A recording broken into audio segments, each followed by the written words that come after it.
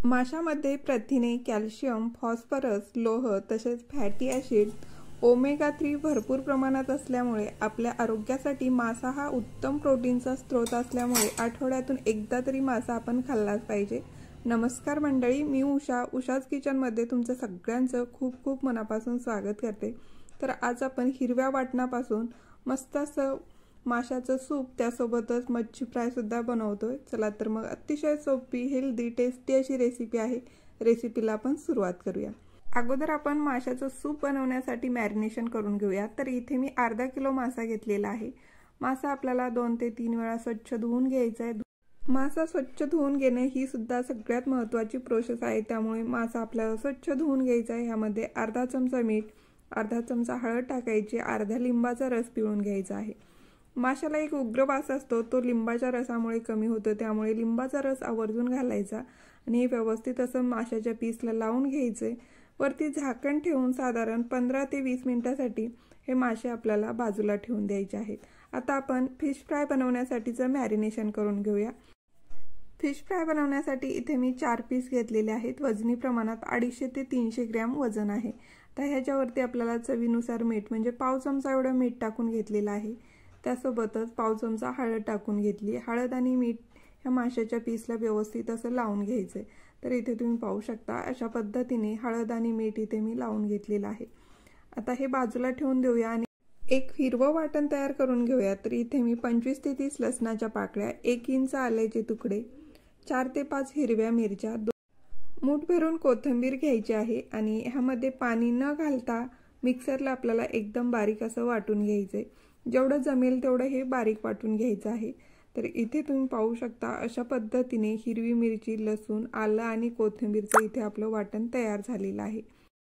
तयार झालेलं वाटण आपण एका वाटीमध्ये काढून घेऊया आणि ह्यातलं अर्धं वाटण वापरून आपण मच्छी फ्राय बनवण्यासाठी जे मॅरिनेशन करतोय त्यामध्ये टाकून घ्यायचं आहे आणि अर्धं वाटण आपल्याला माशाचं सूप बनवण्यासाठी बाजूला काढून ठेवायचं। तर इथे मी अर्धं वाटण घेतलेलं आहे। आता ह्या वाटणाला पुरेल एवढंच यामध्ये मीठ घालायचे, अगदी पाव चमचा हळद घालायची आणि अर्ध्या लिंबाचा रस घालायचा आहे।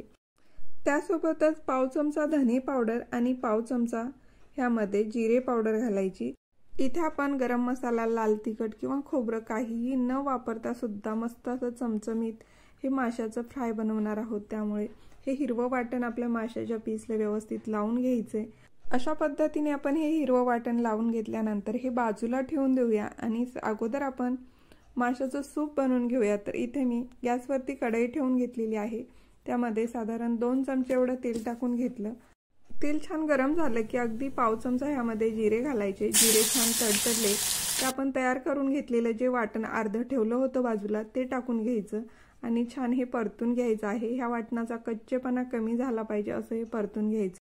आता ह्या हिरव्या वाटणाला पुरेल इतपत ह्यामध्ये मीठ घालायचंय, पाव चमचा हळद घालायची आणि 1 चमचा धने पावडर घालायची। आता हे सर्व छान परतून घ्यायचंय। तर इथे तुम्ही पाहू शकता अशा पद्धतीने हे हिरवं वाटण आपण छान असं परतून घेतलं। ह्यामध्ये माशाचे पीस घालून घ्यायचे आहेत। आपण जे अगोदर मॅरिनेशन करून ठेवले होते ते पीस घालायचे आणि हे छान परतून घ्यायचे।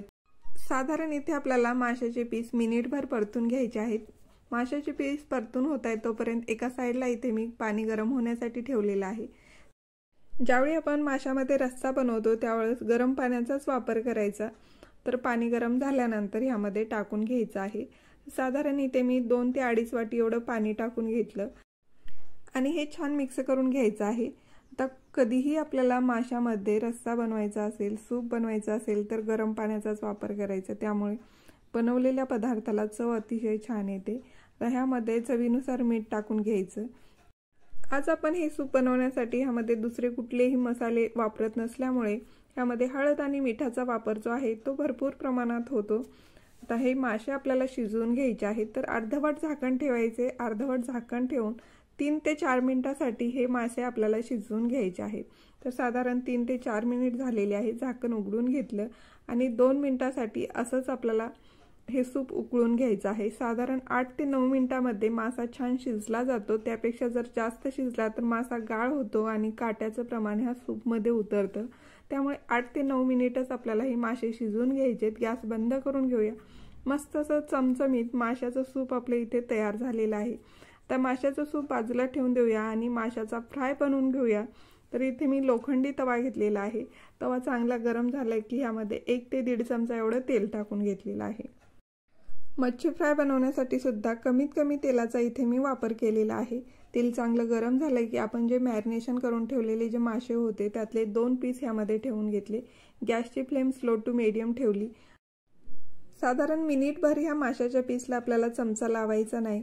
मिनिटभरानंतर हे मासे थोडेसे बाजूला सरकवून घ्यायचे आणि 3 ते 4 मिनिट एका साईडने परतून घेतल्यानंतर ही बाजू आपल्याला उलटून घ्यायची आणि दुसऱ्या साईडने सुद्धा 3 ते 4 मिनिटांसाठी हे मासे दुसऱ्या साईडने सुद्धा छान असे परतून घ्यायचे आहेत, शालो फ्राय करून घ्यायचे।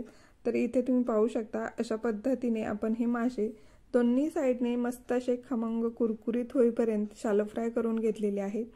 तर अशा पद्धतीने आपण हे मासे शालो फ्राय करून घेतले की तेलाचा सुद्धा अगदी कमी वापर होतो आणि ही मासे आपण हिरव्या वाटणामध्ये बनवलेली असल्यामुळे एकदम चवीला टेस्टी तयार होतात।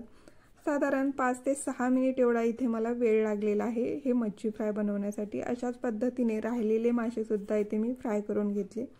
अशा पद्धतीने बनवलेली ही मासे किंवा माशाचं सूप अगदी लहानांपासून मोठ्यांपर्यंत खाऊ शकता। चवीला एकदम टेस्टी लागतं। तर अतिशय सोपी, हेल्दी, टेस्टी अशी रेसिपी आहे। घरी नक्की ट्राय करा। रेसिपी आवडल्यास लाईक करा। जास्तीत जास्त रेसिपी तुमचा मित्र, परिवार, नातेवाईकांबरोबर शेअर करा। उषाज किचनला सबस्क्राईब करा। धन्यवाद।